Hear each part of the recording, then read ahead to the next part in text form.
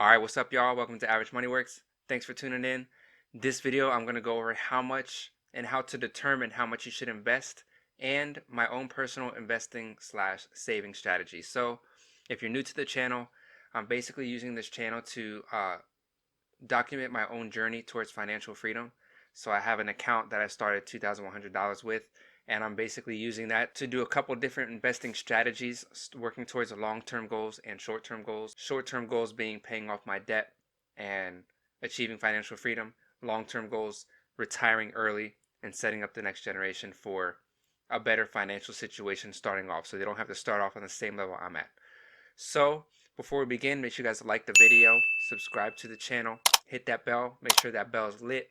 We got a lot of videos coming out, both on my account growth and tips and tricks that you can use to get into the stock market. So let's get right into this one. So if you don't have a savings yet, consider starting one now so that you can be prepared for emergencies such as your car breaking down, you need to change a flat tire, your roof starts leaking, some type of emergency that's going to cost you a good amount of money, and you don't want it to put a hole in your pocket and now you have to look at all your other finances because you weren't saving for it. So make sure that you have a savings, you have money set aside for emergencies, and if you don't, start now.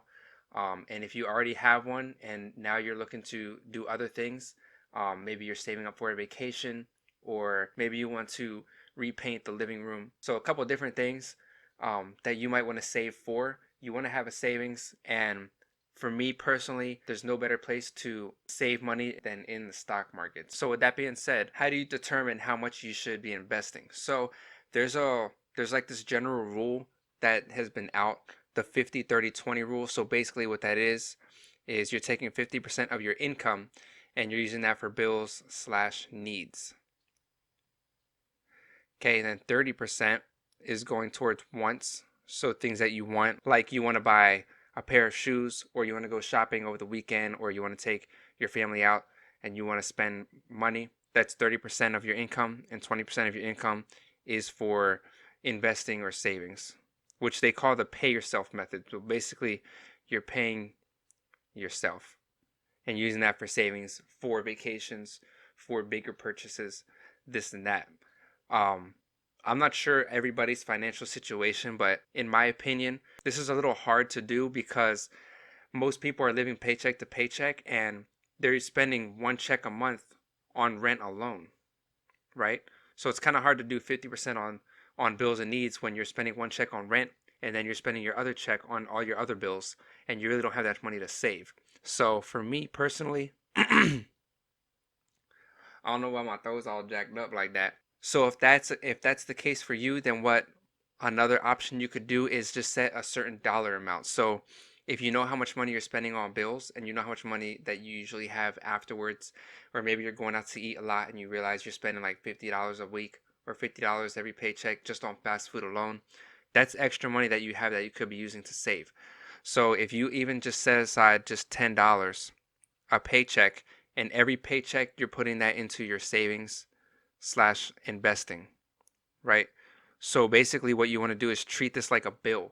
So you have your rent, you have your car note, you have your electricity bill, your water bill, all that stuff, and now you're adding this as a bill. So $10 at least. If you have more than that, definitely go for more. The more you have, the better. But you want to make sure that you're continuously funding this account so that it grows over time on top of the money that it's growing when it's being invested into stocks and ETFs and all that stuff. And the next video that I come out with is going to be on that type of stuff, how to pick stocks, when to buy and sell. So make sure you guys stay tuned for that. But going back to this, the way that I maximize my savings, let me just spell this out somehow.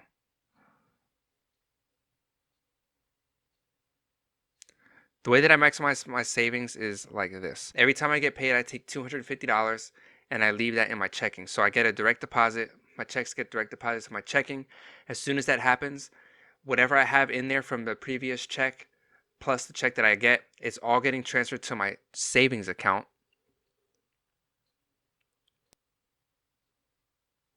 And $250 is staying in my checking, and this is for gas and food only. So I have gas and food, That's what I need to last me till next paycheck. Everything else goes into my savings. Now, I also know how much each bill costs. So I know how much I have to pay for my car, for rent, for any credit cards, loans, all that stuff. I know how much I have to pay each month for each of these. So as I know if I have this much money in my savings account, how much am I going to have left over by the time I'm done paying all my bills? And whatever's left over is going to get invested. And when I say invested, it can be one of two things. It can go towards my debt, or it can go towards my stocks, or it could be both. So if I have, $50 left over, I could put 25 in there and 25 in there, right? It's all personal preference, but the key is to make sure you're doing both. So with me, what I'm doing is my paychecks are all going into bills and debt. And because I already started a stock, because I've already started investing, I am making money every week with all the different strategies that I'm doing in the stock market. So make sure you guys watch those videos as well, so you can see all the different ways that you can use the stock market to make money besides buying and holding for the next 10 years. So there's long term and there's short term. So I'm doing both. That way I can get paid every week, every month. And what I'm doing is whatever I make that week, I'm using 60% and I'm taking it out for debt. And then the 40% I'm reinvesting. So I'm taking care of both, right? And I'm not really, now I'm following a percentage, but it's a little bit different every week.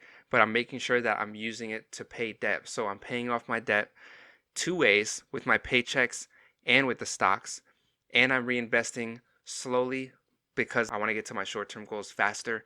So I'm using it this way. 60-40 is my method, because I'm already in the stock market. If you're not in the stock market yet and you want to build that portfolio, then you can do the method that I did up here, where you're moving everything to your savings, you're paying all your bills, whatever's left over, you're investing that money into the stock market, you're building that account, and you're letting that thing just grow. And then if I actually do want something like, because for me, going up to this 30-20 wants and investing, for me, my wants right now are to invest and have a long-term portfolio and retire early, pay off my debt. So my wants and my pay myself is basically the same thing. So for that reason, paying myself and paying for my wants is the same thing. So all that money is just putting into there. So I'm fulfilling both of those. But let's say I did want to buy something. So let's say there's actually something that I do want and it costs $300. How I do it is I need to be able to buy this thing 3 times before I can actually afford it. If I can buy it 3 times, then I can afford it. So what I would do, let's say that my brokerage account is currently at $500, then I'm going to do my pay myself method until I make 3 times this, which is going to be $900. So when my account reaches $1,400, then I'm going to buy this, because then I can afford it, and it's not going to it's not going to put a dent on my account. You know what I'm saying? So my account's not going down. It's going to stay up and it's going to continue to go up. So that's, if I want anything, I make sure that I have 3 times that amount from that moment. So whatever I have in my account, if I want to go buy something like a new pair of shoes, then I need to have 3 times that amount from that point. From that point, I'm basically starting at $0, and I need to make that much 3 times before I can buy it. So that's just my method. If anybody has their own methods, leave it in the comments, or their own strategies. Let me know how you guys plan to invest, or any strategies that you guys have already. Leave it in the comments. Any questions that you have, leave those in the comments as well. I'll answer those in the comments or in the next video. Make sure you guys are continuously funding those accounts, and I'll see y'all in the next video. All right, peace.